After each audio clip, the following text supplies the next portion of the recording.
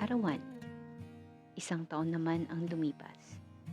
Narito na naman ako at nagtatanong sa Panginoon, Lord, ito na ba ang huli kong kaarawan? Minsan pabiro, minsan seryoso. Pero bakit ko nga ba tinatanong?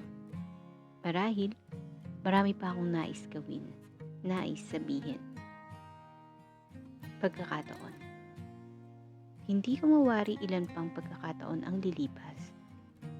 Masasayang kaya ang mga ito? Minsan lang kasi itong dumarating. Sa bawat pagkakataon, hatid nito ay bagong istorya, bagong eksena, bagong artista. Ano kaya ang silbi nila? Marahil, dahil may alaalang naiiwan na sadyang kahihirap kalimutan. Pasasalamat. Hindi ko man madalas sambitin, ngunit buong puso kong pinapanalangin.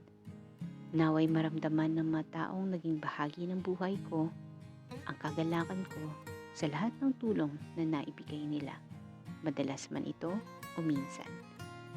Ito lang ang tangi kong maibibigay dahil buo ang tiwala ko sa may kapal na siyang nakakakita ng lahat at siya rin ang magsusukli sa bawat mabuting gawa ayon sa kanyang takdang panahon.